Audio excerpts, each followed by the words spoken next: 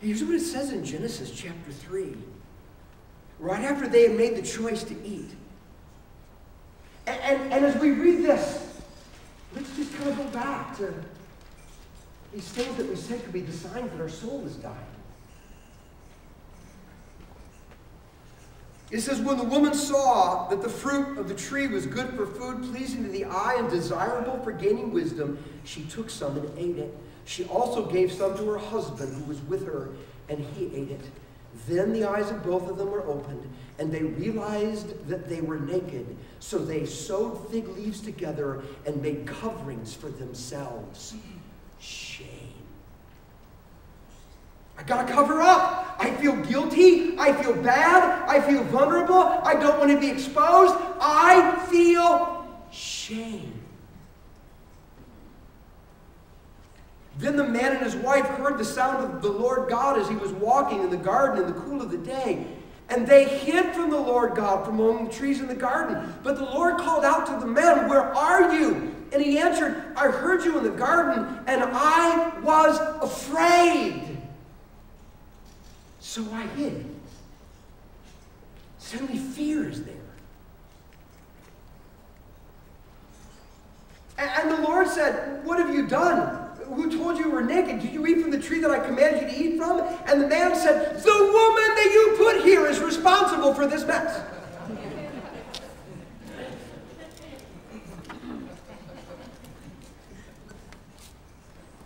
And God played along. Because sometimes God plays along and says, "Keep digging the hole if you want." "Eve, what have you done?" "The snake you made is responsible for this mess." Whoa, whoa, whoa, whoa, whoa, whoa. Where there was once harmony between Adam and Eve and between Adam and Eve creation, there is now animosity. There is now hatred. There's division. It's your fault. You're responsible. You're the problem. And suddenly, animosity begins to rear its ugly head. And when I merely think about the fact that a man and a woman would sew some leaves together to strap on for clothes and hide behind a tree to try to avoid God, if that's not desperate, I don't know what is. And these same traits get played out as their children come into the world. Here's Cain and Abel, their first two kids. They make an offering. God is not happy with Cain's. Cain flies into a fit of rage and murders his brother. Talk about animosity gone amok. A little while later, there's another man who arises. His name is Lamech, and he decides that he's going to go out and he's going to have sex with multiple women. He is so desperate for some kind of life, he thinks maybe sex is the answer. I'll marry more than one woman. And if you think you'll find life by marrying more than one woman, you are really desperate. And you read the Bible and you see these themes played out: shame and fear and animosity and desperation over and over again, because souls are dying. Death throes. And you know what's interesting? Adam and Eve's story is my story. Do you know what I bet? I bet Adam and Eve's story is your story too. Is there anybody that has not failed the love and trust test? That has not done at least one thing that we knew was just not right? It wasn't good. It wouldn't please God. Even if we don't believe in God, we just somehow know we transgress a moral code that's somehow written in our spirit, and we just know it. We've all flunked the love and trust test. And consequently, we've all become disconnected from the very things that give our souls life. And the signs of death are all over us. Aren't they? We don't have to share with our neighbor, but let's just be real with ourselves for a minute. Don't we struggle with shame,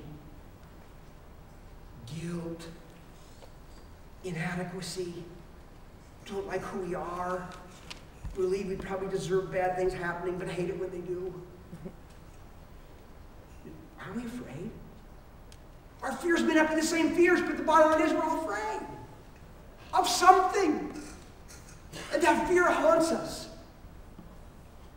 And man, our ability to just hate, to feel animus, to feel angry at other people is just, it's right under the surface and it erupts from time to time, some more and some than others, but it's just there. And haven't we all acted out of desperation? Either doing things that were illogical and dumb, or withdrawing from life, or doing something that just doesn't make sense. But we're trying to find life. We're trying to feel something.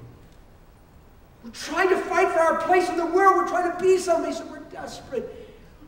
And maybe all of those things are just saying, our soul is dying.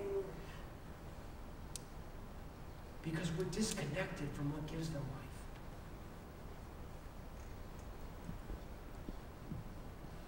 Really good news. Jesus saw this situation right here. And he said, I've got to do something about that. Because I love people, every single person, so much I can't bear the thought of them being dead. And so Jesus decided to effect a rescue. A rescue. Last month, a man by the name of Davis Lee, a 34-year-old explorer, happened to be going through a diamond mine in the hills of California. He went a little farther than he did. It was an abandoned diamond mine. He went a little farther than he ever went. But he wanted to explore and see what was there. And he got in a little bit over his head and a little bit over his expertise.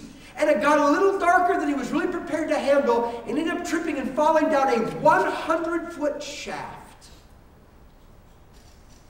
Now he's injured, he's in total darkness, and there's no way out. He's cut off from food, he's cut out from water, and he knows it's going to be a very short period of time before he dies, and he has no means of communicating. I'd say Davis Lee was stuck. I'd say that there was nothing he could do to help himself. He needed a rescue. It was Friday that he fell down that shaft. On Saturday, some friends of Davis's noticed that he had not returned from the trip. So they began to call the authorities and alert them that there was a man that was missing. They called an expert rescue squad, actually from the city of Los Angeles, to fly north about 300 miles, where they started in the area he was known to be, and they began a search and rescue. After 2 days, they happened to enter the mine that he was exploring. And hearing the noise, he called out, and they realized he had fallen down the shaft. And one of the rescue personnel put on a harness, and he was lowered down, and Davis Lee was rescued. He was brought up out of the darkness of that shaft, and he was brought back to the place where he could be reconnected with what he would need to stay alive. And I remember reading that story. It's a simple rescue story. And I thought, that is such a picture of every one of us.